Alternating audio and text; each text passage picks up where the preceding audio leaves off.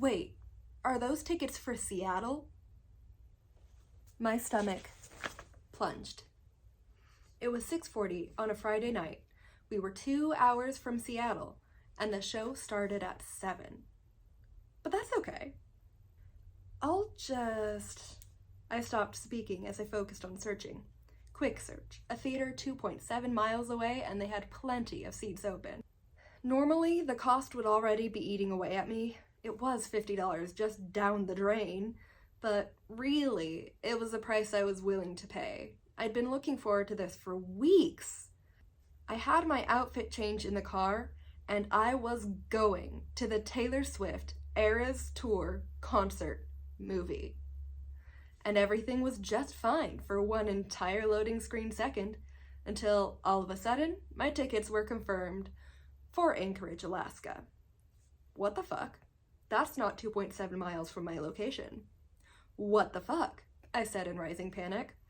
$100 on tickets I literally couldn't use.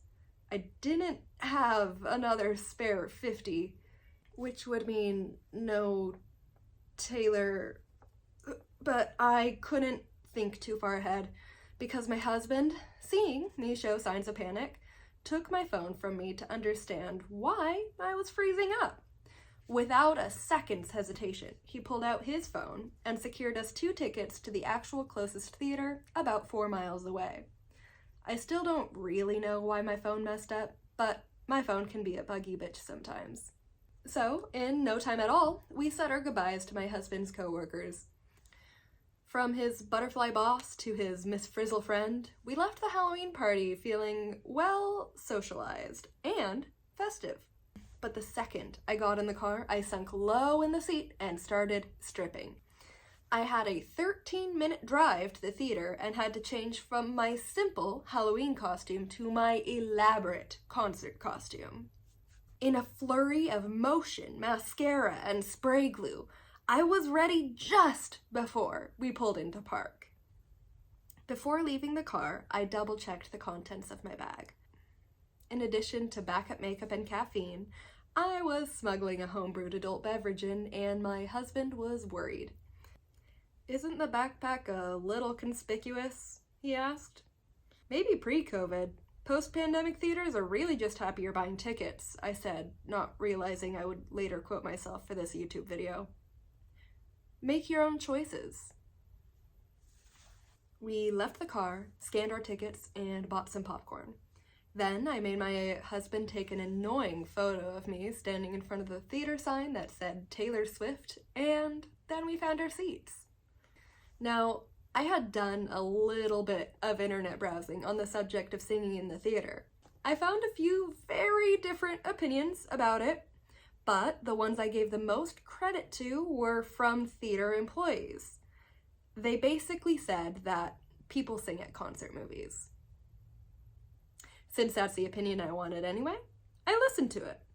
So my husband and I agreed beforehand that even if we were the only 2 singing, we were going to sing! Maybe just a little quietly.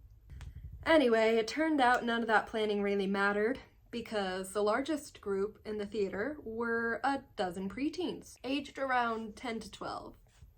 They were clearly going to be very loud and very obnoxious, and I loved them for that, because so was I.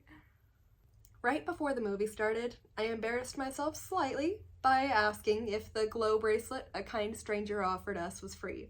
Of course it was. But also, you can't trust any space to be safe in this economy. With my blue glow bracelet matching my blue jumpsuit and my husband's blue Stitch onesie, the show began. I don't care to detail the entire movie/concert here. It's all over the internet, so there's no real need for me to recap here. I do, however, want to share just 3 moments that still play in my memory from the other people in the theater. The first was the Betty bathroom break. A mossy guitar seemed to float into Taylor Swift's hands as she began to sing Betty. At which point, I decided I could miss a few moments to relieve my oh-so-full bladder. I ducked my head to not block the screen and power walked out of the theater, a warm buzz in my head and on my cheeks. With literally every moment spent being a moment of a song I missed, I locked onto the bathroom sign with primal precision and hardly even registered the steps until I was in the stall, sitting down. Only then did I notice 2 women had followed me from the theater, presumably seizing the same moment I did. You know that sense of sisterhood that comes from all peeing at the same time together? None of us had even made eye contact, and yet I felt bonded. We all, thank God, decided the moments weren't so precious so as to ignore hygiene, but we moved as fast as we could. And one by one, we all turned the faucets off and shook our hands as we 3 power walked back into the darkened theater. I never saw those women after that. They're still my stall sisters. The second moment happened earlier, actually, during I Knew You Were Trouble. I love my husband. I love the pure joy of his whole person as he sings, and I've never minded his off-note pitches. I've actually come to love that he doesn't sing exactly on tune because it gives me the freedom to sing even when I don't feel like I sound good. Well, the people in seats C1 and C2 didn't marry my husband, and they have no reason to love that about him.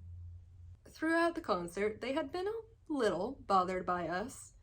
Sometimes they sang, sometimes they stared, but always they were the only ones who seemed upset with other people singing.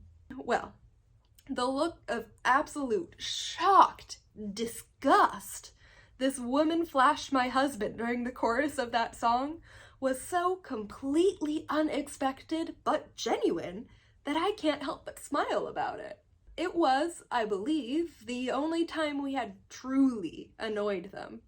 But in that single moment, oh, did we annoy them. Now, in case you think I'm a terrible person for singing in a movie theater, let me introduce you to the third and final moment, which took place largely over the whole movie, the 12-year-olds. As I mentioned before, they were there to be loud. They knew some of the songs to the Lover era, one of the Fearless songs, nearly none of the Folklore, Evermore, Speak Now, or Red eras, but every once in a while they would all sing one section of song, like 2 or 3 lines, very loudly and proudly. My theory is they knew those parts from TikTok, but I couldn't say for sure. But you know, screaming aside, they really did make me happy to hear. But there's this one part in the movie where Taylor skips straight to the bridge of Illicit Affairs, and it's a powerful bridge, and it's just the energy high of the Folklore era, really impactful.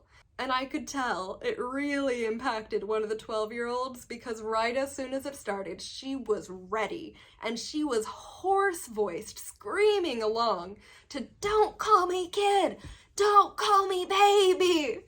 every time Taylor said it. And I could hear all of the anger this not yet adult behind me felt in those words. I'm not exactly sure that's what the line was written for, but I think Taylor would have been happy to hear that too. So that was it, really. I saw a movie, I had fun, but it wasn't really just a movie. It was a community. Every theater is a temporary little community of sorts, and I'm glad I got to be there for this one.